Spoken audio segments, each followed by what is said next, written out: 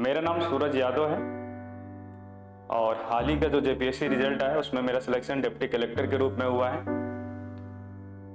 आपने मुझे बहुत सारे सोशल मीडिया पर भी देखा होगा। एज अ डिलीवरी बॉय के नाम से मैं फेमस भी हूँ, delivery boy to deputy collector के नाम पे। मैंने एक यूट्यूब चैनल शुरू किया है जिसका नाम है कलेक्टर्स क्लासरूम। यहाँ पर मैं उन सारे बच्चों को जो तैयारी कर रहे हैं, जो तैयारी की शुरुआती दौर में है या फिर तैयारी करना चाहते हैं जेपीएससी की या फिर किसी भी सिविल सर्विसेज की तैयारी करना चाहते हैं, उनके लिए कुछ इम्पोर्टेंट टिप्स लेके आऊँगा। हो सकता है मैं किसी टॉपिक को डील करूँ यहाँ पे, क्योंकि पूरा टॉपिक यहाँ पे पढ़ाना पॉसिबल मेरे लिए नहीं है, लेकिन मैं कुछ ऐसी चीज़ें आप लोग को यहाँ पे शेयर करूँगा जो मेरी तैयारी को बेहतर किया और उससे मैंने काफ़ी सीखा और मैं चाहता हूँ कि आप भी इसका लाभ उठाएं।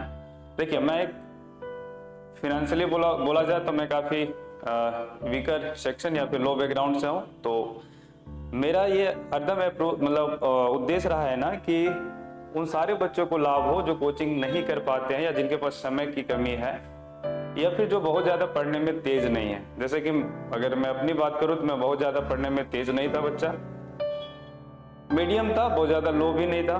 तो मैंने जेपीएससी क्रैक की दूसरी बार, मतलब दूसरी अटेम्प्ट में। तो मैं चाहता हूँ कि उन सारे बच्चे जो जिनकी स्थिति मेरी जैसी है, मुझसे खराब है या मुझसे बेहतर है, वो इससे कुछ लाभ उठाएं। मैं यहाँ पे आप लोग कुछ इम्पोर्टेंट टिप्स, कुछ तरीके ऐसे बताऊंगा जो आपको लाभ पहुंचाएंगे। ठीक है, ये 2 सेशन, जो आज का जो मैं वीडियो बना रहा हूँ इसका दूसरा पार्ट भी आएगा। और आज जो हम लोग जिस मुद्दे पे चर्चा करेंगे उसके कुछ एक हाइलाइट्स देख लेते हैं, किन किन बिंदुओं पे हम लोग चर्चा करने वाले आज। देखिए, सबसे पहले सवाल ये उठता है ना कि हम तैयारी करें या नहीं। ठीक है, सिविल सर्विसेज की तैयारी करें या नहीं, पहला सवाल ये। क्योंकि इस दौरान मैं कई सारे ऐसे बच्चे से मिला जो कहीं जॉब कर रहे हैं, कहीं कुछ काम कर रहे हैं, कोई शुरुआती स्तर पे मतलब तैयारी के, तो मुझसे पूछते थे कि सर मैं करूँ तैयारी या छोड़ दूँ, करूँ या ना करूँ। कुछ काम करने वाले भी मिले तो पूछ रहे थे करूँ या नहीं, मतलब तैयारी मुझे करना चाहिए, नहीं मेरे लिए क्या सही होगा। तो पहला जो आज हम लोग डिस्कस करेंगे ना वो ये कि क्या सिविल सर्विस की तैयारी करनी चाहिए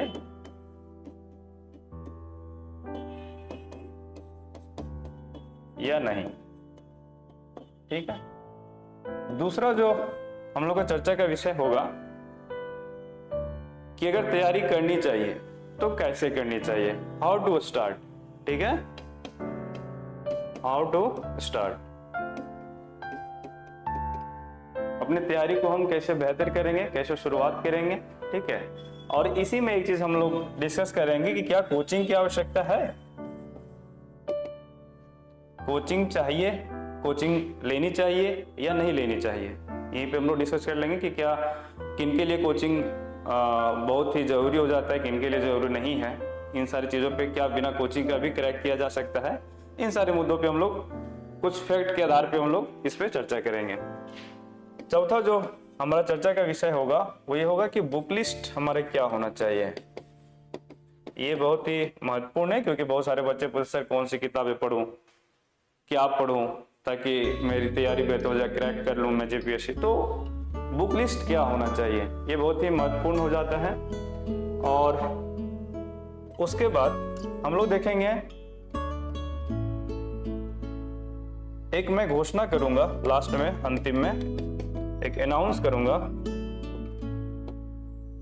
और ये अनाउंस उन सारे बच्चों के लिए होगा जो किसी भी सिविल सर्विसेज की तैयारी कर रहे हैं। ये आपके मेंस से जुड़ा हुआ घोषणा होगा, जो बच्चे शुरुआती दौर में है या फिर तैयारी इस बार मेंस लिख चुके हैं या फिर किसी भी स्तर पे, उनके लिए होगा। इसलिए आप अंतिम तक देखिए कि ये वीडियो आप देखिएगा अंतिम तक, मैं क्या घोषणा करूंगा। और ये घोषणा मुझे लगता है कि आपको बहुत फायदा करेगा, और नहीं करेगा तो कोई बात नहीं, बट आप एक बार देख लीजिएगा कि क्या घोषणा मैं कर रहा हूँ और उस घोषणा का आपको क्या लाभ होगा। ठीक है, तो ये 5 पॉइंट्स है जिस पे हम लोग चर्चा करेंगे। तो चलिए, पहला जो पॉइंट हमारा था वो ये क्या था कि क्या हमें तैयारी करनी चाहिए या नहीं करनी चाहिए, क्या हमारे लिए बेहतर है सिविल सर्विस की तैयारी करना या नहीं, सिविल सेवा की तैयारी करना किन के लिए बेहतर है, कौन कर सकते हैं। देखिए, इसके लिए कोई क्राइटेरिया फिक्स नहीं है कि कौन कर सकते हैं कौन नहीं कर सकते हैं। सिंपल, अगर आप ग्रेजुएशन पास है तो कर सकते हैं, कोई दिक्कत नहीं है, ठीक है। सवाल ये उठता है ना कि क्या हमारी एबिलिटी या क्या हमारी योग्यता है इस स्तर तक कि मैं सिविल सेवा की तैयारी करूं।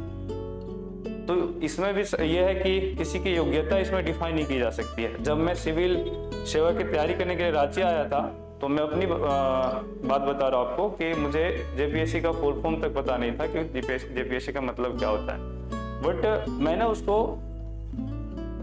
जाना, मेहनत की और आज मैं इस मुकाम तक पहुंचा। तो ये मतलब बोला जा सकता है ना कि अगर थोड़ी कुछ ऐसे पॉइंट्स है जो अगर आपके अंदर हैं तो आप बिल्कुल तैयारी करने हैं। वो पॉइंट्स क्या है, वो चीजें क्या है जो आपके अंदर होनी चाहिए अगर आप सिविल सेवक बनना चाहते हैं। तो पहला कि आपको मैक्सिमम समय यानी कि फुल डेडिकेशन के साथ आपको समय देना है, या फिर सिविल सेवा की तैयारी के लिए मैक्सिमम समय आपको देना है पढ़ाई में। जैसे हमारे पास 24 आवर होते हैं, प्रत्येक दिन हमारे पास 24 घंटे होते हैं और 24 घंटे में मैक्सिमम समय यानी कि करीब 12 आवर से प्लस या 12 कम से कम इतने समय आपको स्टडी पे देना है। अगर आप ये कर लेंगे, रेगुलर कर पा रहे हैं तो बहुत बेहतर है।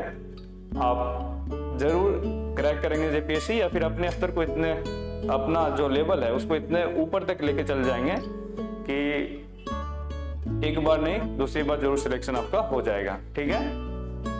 तो पहला क्या है कि आपको टाइम मैनेजमेंट आना चाहिए और मैक्सिमम समय आपका स्टडी पे आना चाहिए, पढ़ाई पे होना चाहिए। तो अगर ये चीज कर ले रहे हैं तो बेहतर है आप। दूसरा, देखिए, जो सिविल सेवा का एग्जामिनेशन होता है ना वो 3 फेज में होता है और जो सबसे महत्वपूर्ण फेज होता है वो मेंस होता है, ठीक है, जिसमें आंसर राइटिंग होता है, डिस्क्रिप्टिव होता है। उसमें ना आपकी लेखन शैली का बहुत बड़ा योगदान होता है। आप किस तरह से चीजों को प्रेजेंट कर पा रहे हैं। आपको आता सब कुछ है, मेरे से स्कॉलर लोग हैं जिनका सिलेक्शन नहीं हो पाया, ठीक है। तो स्कॉलर होना बहुत मतलब एक बात है, बट उसको प्रेजेंट करना दूसरी बात है। तो अगर आपके अंदर राइटिंग स्किल बहुत अच्छा है ना, राइटिंग स्किल बहुत अच्छा है यानी लेखन क्षमता बेहतर है, आप चीजों को अच्छे से प्रेजेंट कर पा रहे हैं, तो आपको सिविल सेवा की ओर आनी चाहिए और जरूर आनी चाहिए, क्योंकि यहाँ पर आपका प्रेजेंटेशन ही महत्वपूर्ण भूमिका निभाता है, ठीक है। तो आप देखिए कि क्या हम किसी भी टॉपिक पे सोच पाते हैं, क्या उसको लिख पाते हैं। अब सवाल ये होता है कि चलो ठीक है, मेरा लिखने का तरीका बहुत अच्छा है, बट हम किसी विषय पे सोच नहीं पाते हैं, तो उसको डेवलप किया जा सकता है। ऐसा कि नहीं डेवलप नहीं किया जा सकता है, डेवलप करना आपके हाथों में है। कैसे डेवलप किया जा सकता है इस पे भी हम चर्चा करेंगे, लेकिन बाद में चर्चा करेंगे। यहाँ पे उस पर चर्चा हम नहीं कर सकते कि वीडियो बहुत ज्यादा लंबा हो जाएगा। तो क्या है कि राइटिंग स्किल आपका बेहतर होना चाहिए, अच्छी साफ सुथरी राइटिंग होनी चाहिए और आप जो लिख रहे हैं वो चीज समझ में आनी चाहिए। तीसरा,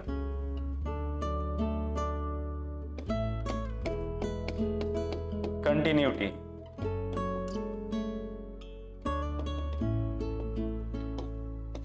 निरंतरता। होता क्या है ना कि हम पूरा जोश के साथ तैयारी करने के लिए आते हैं, कुछ समय करते हैं, 6 महीना मैक्सिमम अगर कर रहा है तो कोई 1 साल, उसके बाद क्या करता है, क्विट कर जाता है। और ये नहीं सिलेक्शन होने में बहुत बड़ा रोल निभाता है। अगर आप कोई चीज ठान लिए हैं कि मुझे करना है तो करना है, फिर क्विट करने के बाद ही सवाल ही नहीं उठता है। जब तक हमारा अंतिम प्रयास खत्म ना हो जाए, जब तक मैं पूरी तरह से ये नहीं कर लूं कि अब ठीक है अब नहीं करना चाहिए, तब तो क्विट करना ही नहीं है। तो कंटिन्यूटी बहुत जरूरी है। पहला तो ये कि बीच में नहीं छोड़ना है। दूसरा होता क्या है कि हम पढ़ाई करने के लिए आ गए, बाहर निकल गए घर से, 10 दिन पढ़े, 5 दिन जाके फिर घर में बिताए, फिर 10 दिन पढ़े, फिर 5 दिन जाके घर में बिताए, तो ये चीज़ नहीं होनी चाहिए, क्योंकि इससे कंटिन्यूटी, निरंतरता आपकी ब्रेक होती है और चीज़ें जो हम पढ़ते हैं वो आपके दिमाग से हट जाता है, चीज़ें जो समझते हैं वो हट जाता है, तो फिर से आपको मेहनत करनी पड़ती है। तो इससे क्या होगा ना कि आप भले क्रैक कर जाए, लेकिन एक लंबा समय लग सकता है आपको, क्योंकि आप सही तरीके से आप उस पर समय नहीं दे रहे हैं, सही तरीके से तैयारी नहीं कर रहे। तो निरंतरता, कंटिन्यूटी आपकी होनी चाहिए, और ये काफ़ी महत्वपूर्ण है कंटिन्यूटी, क्योंकि आधे बच्चे यहीं पे क्विट कर जाते हैं। ठीक है, तो आपने कुछ ठाना है, अगर आपने कुछ तय किया है तो वहां तक पहुंचना भी आपकी जिम्मेवारी है। आप कैसे पहुंचते हैं, क्या करके पहुंचते हैं, डजंट मैटर। ठीक है, हाथ पैर किसी भी तरह से मारिए, लेकिन आपको वहां तक पहुंचना है। ठीक है, तो क्या होना चाहिए, आपके अंदर निरंतरता, कंटिन्यूटी की एबिलिटी होनी चाहिए, तभी आप तैयारी इस सेवा में, मतलब इसकी तैयारी में आइए, वरना मत आइए। ठीक है, बहुत सारे ऐसे एग्जामिनेशन है जहाँ पर आप जाकर के तैयारी कर सकते हैं, जिसमें आप ब्रेक करके कभी पढ़िएगा तो आप एग्जाम क्रैक कर जाइएगा, बट सिविल सेवा की तैयारी में आपको कंटिन्यूटी रखनी ही होगी। ठीक है, इसमें कोई ये नहीं। और सेल्फ डिसिप्लिन होता क्या है ना कि हम किसी भी दिन, जैसा होता है कि आज मेरा मन नहीं किया पढ़ने को तो मैंने ही पढ़ाई किया, कल पढ़ा तो 24 घंटा पढ़ गया, मतलब 24 घंटे में 18 घंटे मैंने पढ़ाई कर ली, अगले दिन 2 दिन गायब रहा। तो ऐसे नहीं होनी चाहिए, डिसिप्लिन वे में पढ़ाई करनी है। एक प्रत्येक दिन का एक टारगेट सेट करना, उस टारगेट को पूरा करना, छोटा टारगेट सेट करना, उसको पूरा करना, फिर छोटा, हर एक दिन एक टारगेट सेट होना चाहिए, उस टारगेट को पूरा करना चाहिए। ये चीज आपका होना चाहिए, यानी कि सेल्फ डिसिप्लिन रहना है अपनी तैयारी के प्रति। ठीक है, जब तक आप खुद से बोलते हैं ना कि ईमानदार नहीं रहिएगा ना अपनी तैयारी के प्रति, तो आप सक्सेस नहीं हो पाइएगा। इसलिए अपनी तैयारी में ऑनेस्टी आपको बना के रखना है। अगर आप ऑनेस्टी बना के रखते हैं तो बिल्कुल आप सक्षम है सिविल सेवा को क्रैक करने के लिए। ठीक है, तो ये कुछ पॉइंट्स है जो आपके अंदर होनी चाहिए, तो आप बिल्कुल सिविल सेवा की तैयारी कर सकते हैं। और अगर लगता है कि इसमें से कुछ पॉइंट्स आपके अंदर नहीं है तो इसको डेवलप किया जा सकता है, कोई बड़ी बात नहीं है, बट उसकी आपके अंदर ये होना चाहिए कि मुझे बनना है, वो दृढ़ निश्चय आपके अंदर होना चाहिए। ठीक है, तो आप 5वां में जोड़ सकते हैं कि दृढ़ निश्चय, आने की जो मैंने तय किया उसे करना है। कैसे करना है, क्या करना है, नहीं करना है, बोलो ना, डजंट मैटर एनीथिंग। तो अगर ये चीज आपके अंदर है, दृढ़ निश्चय, तो ये सारी चीजें डेवलप की जा सकती है, बट ये चीज आपके अंदर होना चाहिए कि मुझे क्रैक करना है तो करना है। ठीक है, मैं यही सिर्फ जब रांची आया था ना, तो सिर्फ इसी चीज को लेकर के आया था। मेरे अंदर सिर्फ दृढ़ निश्चय था कि मुझे क्रैक करना है जेपीएससी, बाकी सब कुछ भी नहीं था। तो इस सारी चीजें डेवलप की ना, इसमें से राइटिंग स्किल मेरा बेहतर था शुरू से ही। मैंने जो मेरा लेखन शैली शुरू से ही बेहतर रहा है, मतलब बहुत बेहतर नहीं लेकिन ठीक ठाक था, तो उसको और भी मैंने बेहतर कर लिया। बाकी अगर देखा जाए तो ये सारी चीजें मैंने यहाँ पे आके डेवलप की है। ठीक है, तो जो दृढ़ निश्चय है ये बहुत ही महत्वपूर्ण रोल निभाता है आपकी तैयारी में। ठीक है, तो हमारा ये पहला जो क्वेश्चन था कि क्या मुझे आना चाहिए, तैयारी करनी चाहिए या नहीं करना चाहिए। बहुत से लोग ऐसे हैं जो काम कर रहे हैं, वर्क कर रहे हैं, उनका भी सवाल रहता है। जो काम कर रहे हैं उनके लिए मेरा सजेशन ये होगा कि अपने काम को देखते हुए समय निकालिए। समय कम से कम 4 से 6 घंटे आपका डेली बेसिस पे होना चाहिए और निरंतर होनी चाहिए। अगर इतना समय निकाल लेते हैं और आपका बैकग्राउंड अच्छा है थोड़ा सा, तो आप जरूर क्रैक कर सकते हैं। लेकिन अगर आप शुरुआत में हैं, ऐसा चाहते हैं कि हम शुरू से स्टार्ट करें और 4 से 6 घंटे पढ़ करके हम कर लें, तो नहीं हो पाएगा। ठीक है, उसके लिए आपको या तो वर्क से मतलब छोड़ना पड़ेगा या फिर लीव लेना पड़ेगा, कुछ ऐसा करना होगा, आपको उपाय करना होगा जिससे आप इसको क्रैक कर सकते हैं। बहुत आसान नहीं है, आसान लेना भी नहीं है। आजकल कंपटीशन इतने हाई लेवल पे चला गया है, ग्रुप डी में करोड़ों लोग भर रहे हैं, ग्रुप सी में रेलवे का देखिए करोड़ों लोग भर रहे हैं, एनटीपीसी में करोड़ों। Competition day by day high हो रहा है। अब जेपीसी में देखिए ना, जो कटअप पिछली बार था उससे कई ऊपर कटअप चला गया।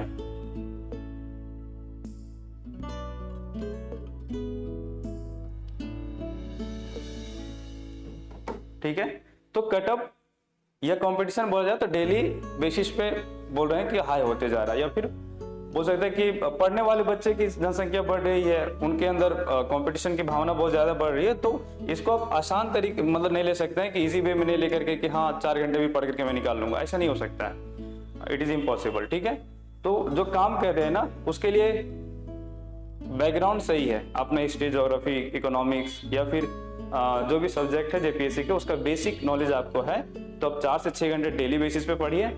और अगर बेसिक आपका बिल्कुल जीरो है तो आपको थोड़ा समय और ज्यादा निकालने हैं, कम से कम 8 घंटे तो आपको निकालना ही है। अगर डेली बेसिस पे इतना कर रहे हैं तो अगला जेपीएससी में आप अच्छे स्तर तक पहुंच जाइएगा। ठीक है, आइए हम लोग दूसरे सवाल का जवाब ढूंढते हैं कि क्या हाउ टू स्टार्ट, तैयारी की शुरुआत कैसे करें हम। वैसे थोड़े कि किसी भी एग्जाम से ऐसा ही कूद जाना है, उसके लिए भी कुछ अप्रोच होनी चाहिए ना कि हम जिस तैयारी के लिए जा रहे हैं क्या उसका क्या सही होगा मेरे लिए, क्या सही तरीका होना चाहिए उसे करने के लिए। होता है ना कि जब हम कोई काम करते देखते हैं ना उसको पहले से प्लान बनाते हैं कि अच्छा ये काम है तो इसका इस तरह से हम करने से बेहतर होगा। तो वो अगर आप सिविल सेवा की तैयारी करने आते हैं, जेपीएससी की तैयारी करने आते हैं, तो ये होना चाहिए ना कि हम कैसे स्टार्ट करें, क्या करें शुरुआत में, क्योंकि शुरू में ही बच्चा घबराया हुआ रहता है और शुरू में कई सारी गलतियां ऐसे कर जाता है जिससे उसे लंबा समय तक स्ट्रगल करना पड़ता है, लंबे समय तक पढ़ाई करना पड़ता है। तो हम कैसे स्टार्ट करें ये बहुत बड़ी बात है। ठीक है, तो इसमें हम क्या करेंगे ना कि जो बच्चे इनिशियल स्टेज पे है, अभी हम सिर्फ उन सारे बच्चों का ये हो सकता है एक सेशन है जो अभी शुरुआती स्तर पे है या फिर शुरुआत करना चाहते हैं। ठीक है, सिविल सेवा की तैयारी के लिए। तो उसके लिए क्या करेंगे कि सबसे पहले तो आपको सिलेबस को जानना है, सिलेबस जानना है कि सिलेबस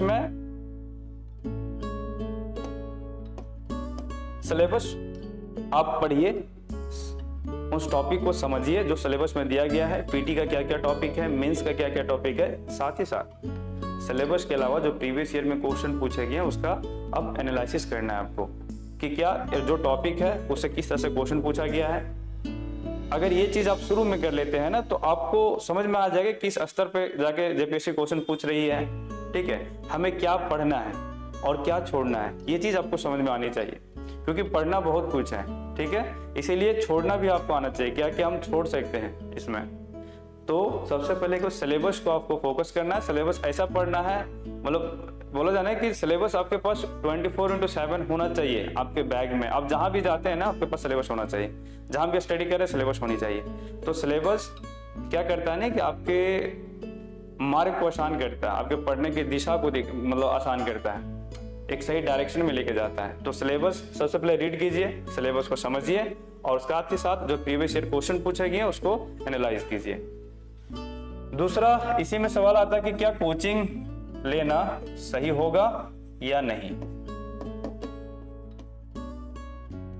देखिए, आप अगर देखेंगे ना कि जितने भी सिविल सेवक बन रहे हैं, जिनका भी सिलेक्शन हो रहा है, उनमें से 90 to 95% बच्चे ऐसे हैं जो किसी ना किसी कोचिंग सेंटर से जुड़े हुए हैं, कोचिंग सेंटर से किसी मार्गदर्शक से जुड़े हुए हैं, यानी कि वो उनके लिए एक गुरु की आवश्यकता जरूर होती है। ठीक है,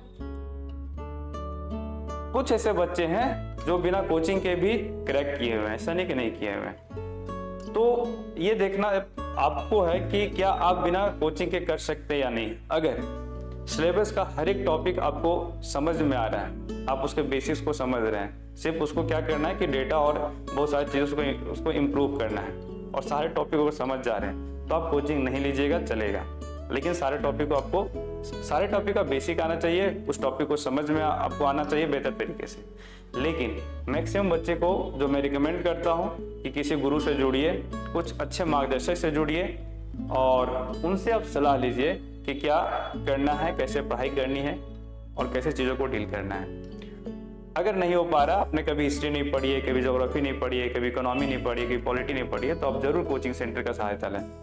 कोचिंग सेंटर आपकी तैयारी को ना आसान करता है, चीज़ों को कलेक्ट करके आपको देता है। तो कोचिंग सेंटर से आप जुड़ सकते हैं जो इनिशियल स्टेज पे हैं बच्चे, ठीक है।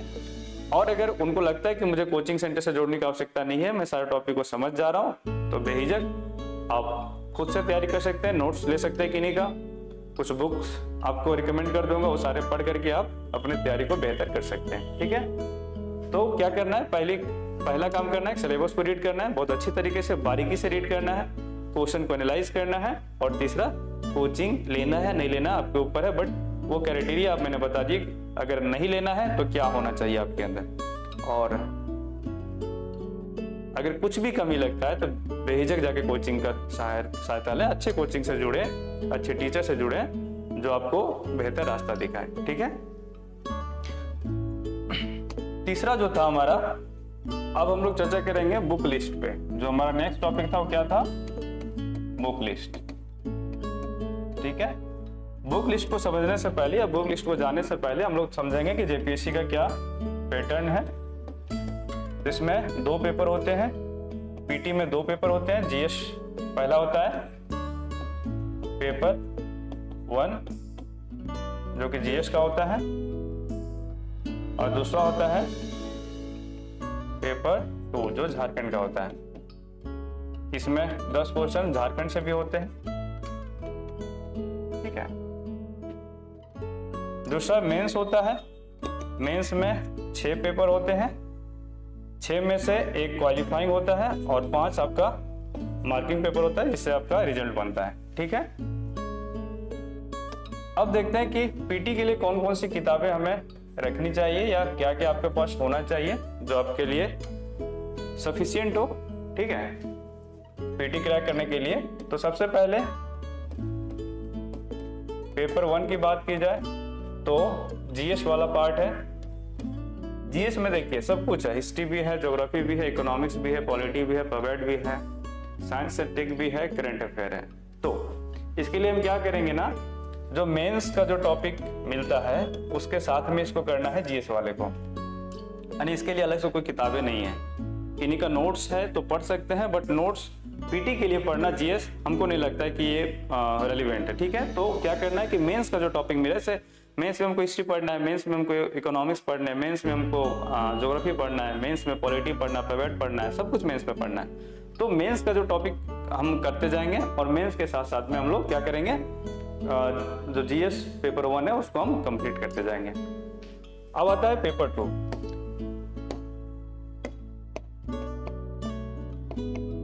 पेपर 2 यानी कि झारखंड का जो पेपर है, झारखंड के लिए ना 2-3 किताबें आपके पास होनी चाहिए जो आपके लिए काफी महत्वपूर्ण है। एक तो नोट्स, अगर किन्हीं के पास है, किन्हीं कोचिंग सेंटर का, तो ठीक है, रखिए, अच्छी बात है, उसको पढ़िए। दूसरा, एक मनीष रंजन आप ले सकते हैं। मैं उन्हीं ऑप्शनों की चर्चा कर रहा हूं यहाँ पे जो मार्केट में अवेलेबल है, ठीक है। तीसरा, आप पैलोथोरा ऑफ नॉलेज,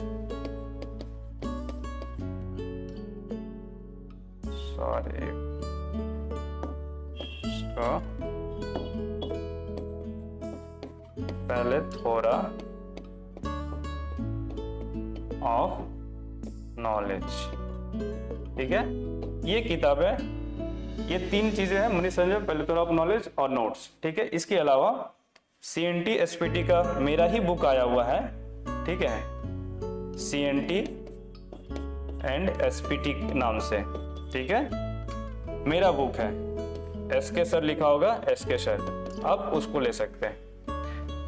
ये 4 किताबें आपको रखनी है झारखंड के लिए, सीएनटी, एसपीटी, एसके सर, जो मेरा किताब मेरे द्वारा लिखा गया है।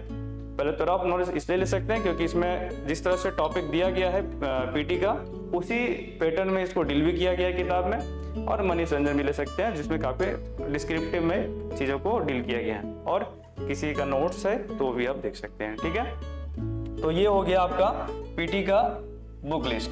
मेंस का अगर देखें, मेंस का तो पेपर 1 तो क्वालिफाइंग है। अब बात करते हैं हम लोग पेपर 2 से। पेपर 2 किसका है? लैंग्वेज। तो लैंग्वेज में आपको क्या करना है ना, किन्हीं का नोट्स पढ़ना है। इसके लिए कोई प्रॉपर किताब आपको पढ़ने की आवश्यकता नहीं है। किसी का भी नोट्स हो, कोठा, नागपुरी, जो भी आपकी भाषा हो, आप नोट्स पढ़िए। क्योंकि नोट्स में क्या है ना कि जिस मेंस का जो टॉपिक है उसी वजह से उसी टाइप का उसको डील किया गया है, तो बहुत ज्यादा आपको पढ़ने की आवश्यकता नहीं है। नोट्स पढ़िए, अच्छे मार्क्स करके ले आइएगा, ठीक है। मेरा कोठा है और कोठा मैंने दोनों बार अच्छा मार्क्स लाया। पिछली बार जो मेरा सिलेक्शन हुआ था उसमें भी मेरा 117 नंबर था, इस पर भी मेरा बहुत अच्छा मार्क्स है, 109 के करीब में है। तो दोनों बार मेरे अच्छे मार्क्स थे और मैं सिर्फ नोट्स को फोकस कर रहा था, मैं किसी किताब का मैंने सहारा नहीं लिया, ठीक है। नोट्स और प्रीवियस ईयर क्वेश्चन, दो चीजें, पहला नोट्स और दूसरा प्रीवियस ईयर क्वेश्चन, ये दोनों पे फोकस कीजिए, अच्छे मार्क्स आएंगे आपको, ठीक है। दूसरा अगर देखें तो पेपर 3 क्या है? हिस्ट्री प्लस ज्योग्राफी की। तो हिस्ट्री ज्योग्राफी में क्या है कि आपके पास ऑप्शंस है, क्योंकि इसमें क्वेश्चन पूछाते हैं, कोई एंशिएंट लिखता है, कोई मिडावे लिखता है, कोई मॉडर्न लिखता है, कोई झारखंड लिखता है, ऑप्शन। उसके साथ ज्योग्राफी में भी कई सारे ऑप्शंस हैं, ठीक है। तो एक मोटे तौर पे मैं बुक का नाम लिख दे रहा हूँ, जिसका जो टॉपिक उस हिसाब से आप उसको रख सकते हैं, ठीक है। प्राचीन भारत के लिए यानी एंशिएंट के लिए आप झा एंड श्रीमाली की एक किताब आती है, वो किताब ले सकते हैं। मध्यकालीन भारत के लिए आप सतीश चंद्रा की किताब एनसीईआरटी वाली, ये काफी बेहतर किताब है। और आधुनिक भारत के लिए आप विपिन चंद्रा पढ़ सकते हैं या फिर स्पेक्ट्रम पढ़ सकते हैं। ये भी दोनों में से कोई एक किताब ले सकते हैं, बहुत अच्छी किताब है, ठीक है। इससे आपका पीटी और मेंस दोनों कवर होता है। साथ ही साथ किसी कोचिंग का आप नोट्स भी ले सकते हैं, ठीक है। ये हो गया आपका हिस्ट्री का। ज्योग्राफी के लिए कौन सी किताबें होनी चाहिए? तो किताब अगर देखें तो एक महेश बर्नवाल जी का है, दूसरा आप 9 and 11 एनसीईआरटी जो है ये मस्ट है, इसको पढ़ना ही पढ़ना है आपको। 9वीं और 11वीं की जो एनसीईआरटी है, यहाँ से सीधे क्वेश्चन आपके पूछे जाते हैं और यहाँ तक कि मेंस में सीधे क्वेश्चन रहते हैं। तो 9वीं और 11वीं की एनसीईआरटी को पढ़नी है ज्योग्राफी के लिए। साथ ही साथ महेश बर्नवाल की आप किताब ले सकते हैं, वो आपके एडिशनल के तौर पे। साथ ही साथ किन्हीं का अगर नोट्स है तो वो भी लगता है। मैं नोट्स इसलिए रिकमेंड करता हूँ कि नोट्स जो लिखाते हैं सर लोग, तो बहुत सारे किताबों का निचोड़ होता है, तो निचोड़ आपको वहाँ पे देखने को मिलता है, लेकिन वो सफिशिएंट नहीं होता है। किसी का कोई भी कोचिंग सेंटर का नोट्स अगर कोई पढ़ करके सिर्फ जा रहा है तो सफिशिएंट नहीं है, उसके लिए कुछ एडिशन चीजें आपको इसमें ऐड करनी है, ठीक है। तो ज्योग्राफी के लिए ये सारी हो गई। अब आ जाता है पॉलिटी।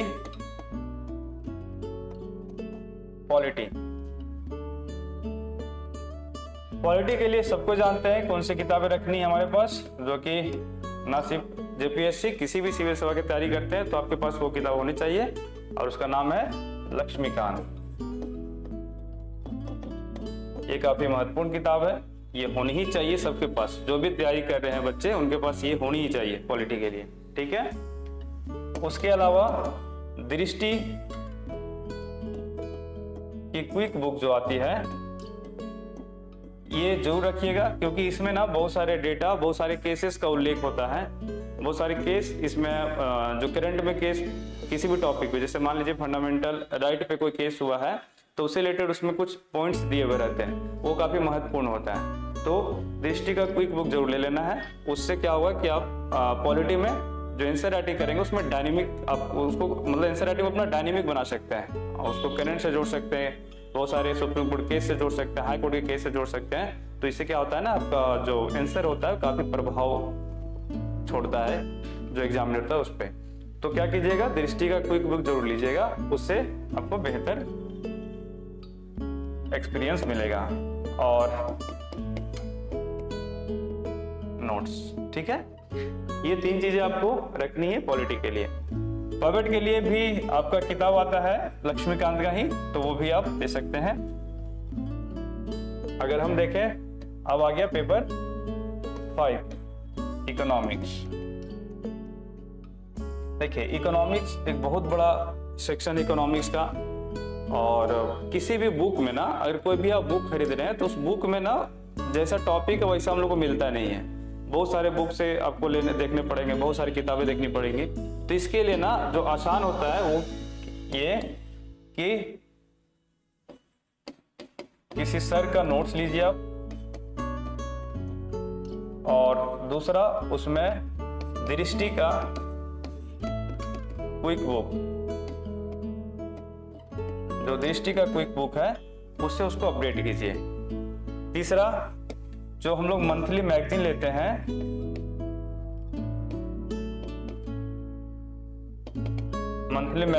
हैं, उसमें बहुत सारे ना एडिटोरियल दिया जाता है, उसमें बहुत सारे लेख होते हैं, उससे उसको जोड़िए, लेख से इसको कनेक्ट कीजिए टॉपिक को। चौथा, आप पेपर पढ़िए, पेपर से इसको कनेक्ट कीजिए, ठीक है। ये सबसे इसको अपडेट करते हुए रहना है, अपडेट करते रहना, यानी कि जो आपके पास नोट्स है, किसी भी सर का नोट्स ले लीजिए, या फिर जहाँ पे पढ़ाई करो वो नोट्स है, उसको कैसे अपडेट करना है, तो दृष्टि का क्विक बुक से अपडेट करना है उसको, मैगजीन जो मंथली मैगजीन हम लोग पढ़ते हैं उससे अपडेट करना है, और साथ ही साथ जो पेपर हम लोग डेली बेसिस पढ़ते हैं उससे अपडेट करते रहना है। ये चीजें आप कर लेते हैं तो आपका इकोनॉमिक्स जो है बहुत अच्छे से तैयार हो जाएगा और आप अच्छा स्कोरिंग करेंगे। इकोनॉमिक्स बहुत अच्छा स्कोरिंग पेपर है, मतलब बोल सकते हैं कि आप 140 तक भी ला सकते हैं, बच्चे लाया भी 140 तक, ठीक है। तो मेरा 132 है इकोनॉमिक्स में और ठीक ठाक है।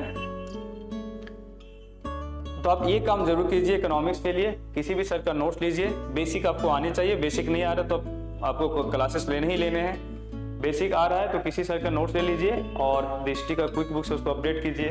आपको मंथली मैगजीन जो आता है उसमें बहुत सारे लेख छपे हुए होते हैं, ठीक है, उससे आप उसको अपडेट कीजिए और साथ ही साथ न्यूज़पेपर से आप उसको अपडेट करने का प्रयास कीजिए। अगर ये चीज़ें कर लेते हैं ना तो आपका इकोनॉमिक्स का जो नोट्स बनेगा बहुत डायनेमिक बनेगा और आंसर भी आपका बहुत डायनेमिक होगा, ठीक है। तो ये चीज़ आपको करने हैं इकोनॉमिक्स के लिए। और पेपर जो 6 है, ठीक है, पेपर 6 में क्या करने हैं आपको, ये साइंस एंड टेक का है, तो इसके लिए तो एक एनसीईआरटी मस्ट है, ठीक है। दूसरा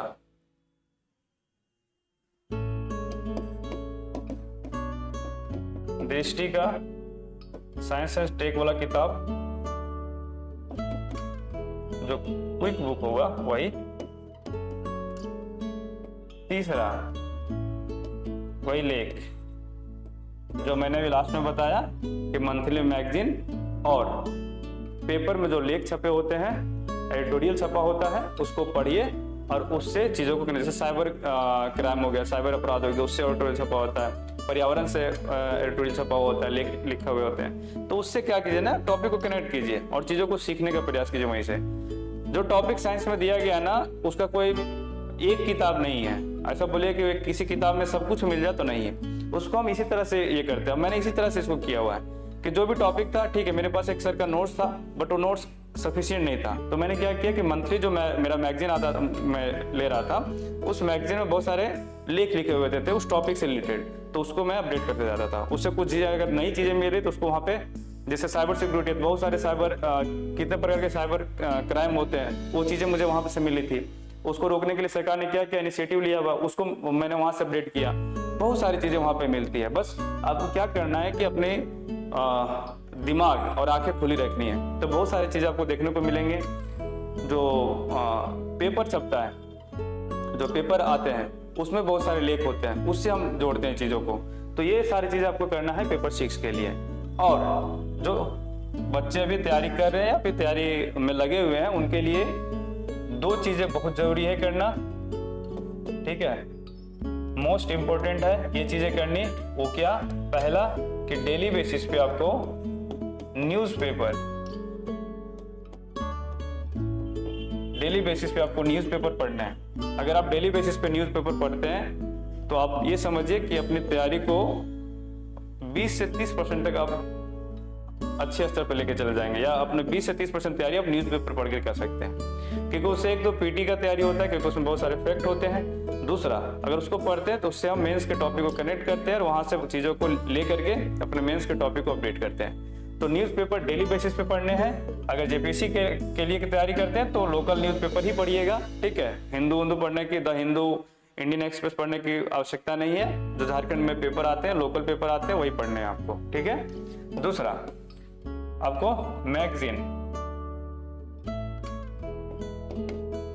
मैगजीन लेने हैं मंथली बेसिस पे,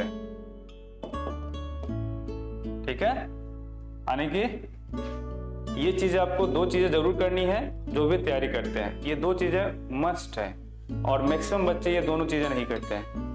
देखिए, पैसे बचाना आप बचा सकते हैं, बट अगर आप सिविल सेवा की तैयारी कर रहे हैं तो पैसे को इन्वेस्ट करना होगा। इसमें आपका मंथली मैगजीन अगर लेते हैं तो आपका अप्रोक्स 100 रुपये पर मंथ खर्चे होंगे, और अगर पेपर ले रहे हैं तो आपका 170-80 रुपये के आसपास में, मतलब 250-300 के आसपास में पर मंथ आपको देने हैं इस चीज़ में। अगर ये देते हैं ना तो आप मान के चलिए कि आपकी तैयारी बहुत अच्छी होगी, ठीक है।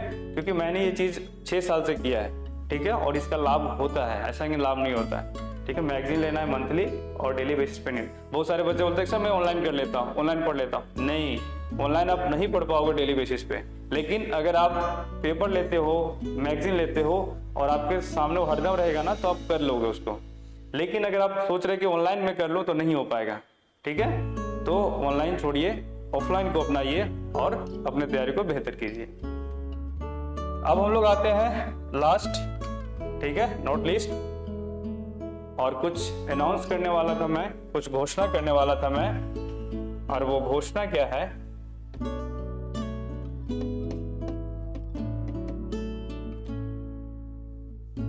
उसको देखते हैं। देखिए, जेपीएससी की तैयारी में या फिर किसी भी सिविल सेवा की तैयारी में जो सबसे महत्वपूर्ण फेज होता है वो होता है मेंस का। और मेंस में अच्छे मार्क्स लाने के लिए जो सबसे महत्वपूर्ण चीजें होती है उसका होता है प्रेजेंटेशन। मुझे आ बहुत रहा है, मैं बहुत कुछ जान रहा हूँ, बट मैं उसे प्रेजेंट नहीं कर पा रहा हूँ। तो प्रेजेंट कैसे करना है, ठीक है, हाउ टू प्रेजेंट, तो ये चीज सबसे महत्वपूर्ण होती है। इसीलिए मैं आप लोगों को आज इसको बेहतर करने के लिए कुछ चीजें, कुछ सुविधाएं देना चाहता हूं। बट क्या है नहीं कि आपको इस सुविधा को आप लेना चाहते हैं नहीं लेना चाहते, आप पे है। जो भी बच्चे लेंगे मैं ईमानदारी से उनकी सेवा, मतलब बोल सकते हैं कि उनकी सहायता करूंगा, ठीक है। हम लोग ना, जो मैं और मेरे जैसे कुछ सिलेक्टेड बच्चे एक ग्रुप बना रहे हैं, ठीक है। जैसे एक तो मैं रहूंगा,